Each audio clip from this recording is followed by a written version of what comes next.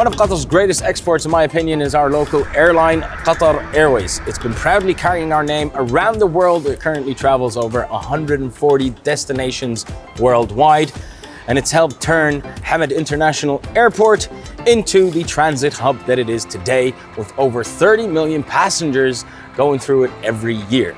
So if you're just flying through Qatar, you have the option of getting out of Hamad International Airport and really exploring what Qatar has to offer through your transit. A very good reason for making Qatar your ultimate vacation destination is the hospitality that you will experience when you are here.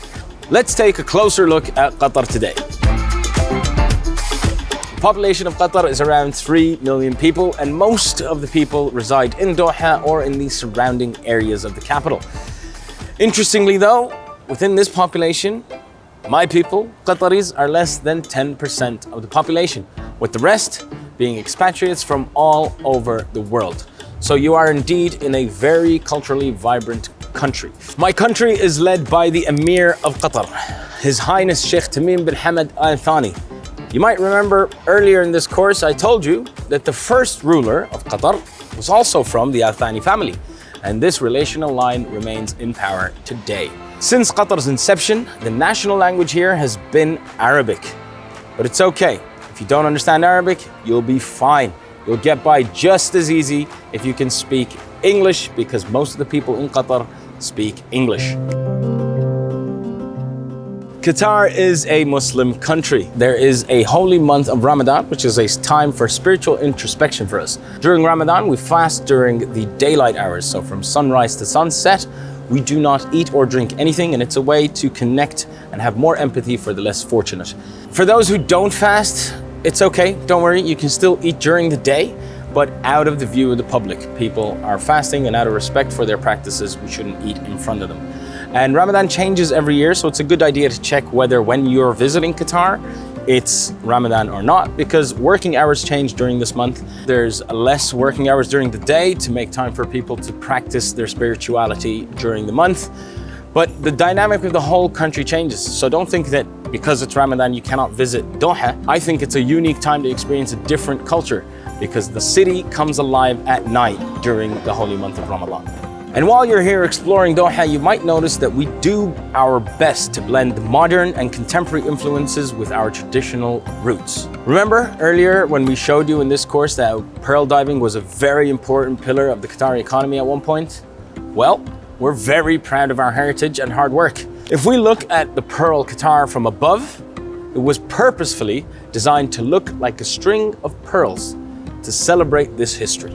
And there's also this pearl and oyster shell statue, which is also a reminder of our resilient heritage.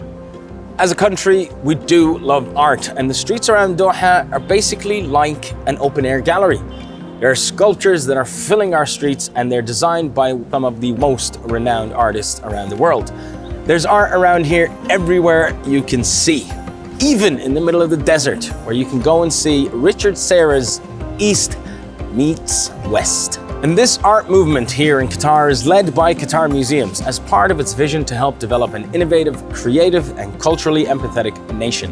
One thing that will immediately catch your eye as soon as you step foot into Qatar is the skyline. And our buildings are also designed by some of the most in-demand and artistic architects around the world. Doha has become a metropolitan melting pot. We have a way of blending our heritage and culture with the modern way of life, so it's pretty easy to resonate with our culture and enjoy it with us. You might even be invited to a majlis when you're here.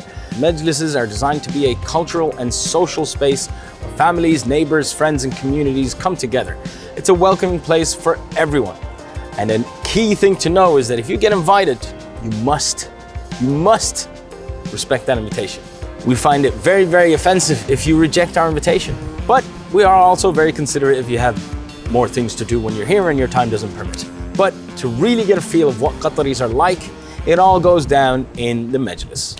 Like I said previously in this course, I'm wearing my national dress. This is a thob, ghitra, and igal. And for women, you will see them wearing abayas, which are predominantly black, and they will have a black headscarf, which is called a shayla. And they come in different colors too. So for women, it's their own sense of fashion and expression. And where I'm talking to you from now is Musharraf, downtown Doha. It is also the fashion district and design district of Qatar. So when you're here, you can pull out your best, and greatest and most expensive and flashy items and be part of the fashion culture that is Qatar. We're not always wearing our national dress.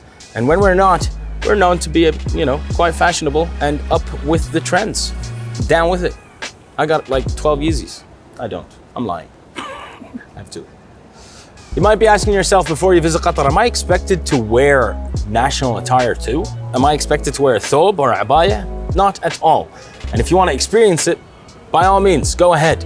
Get your thobe tailored, get your abaya done, and rock them out in the streets of Doha. What is disrespectful to Qataris is if they are made to look like costumes, because this is our national dress and this is our identity. 3 things to consider in public when you're in Qatar. Number 1 is public display of affection. Number 2, your dress sense. And number 3, drinking. So, public display of affection in Qatar is generally capped at holding hands. That's totally cool. Anything above and beyond that will probably irk people around you. 2, when you're in public, as long as your shoulders are covered and anything above your knees is covered, then you're okay. If you're in the pool and the beach and you need to get your swimsuit on and dip in the water, totally understandable, you're totally cool. Drinking in public is a definite no-no, but there are designated areas for drinking and getting your party on. So generally, restaurants, hotels, and bars is where food and drink will be allowed, and anything outside of that vicinity is not permitted to show alcohol. Doha has certainly become a metropolitan melting pot, and it caters to a global experience. We blend our heritage and culture in a way that helps us ease into the modern way of life. It's pretty easy to resonate with our culture and enjoy it with us.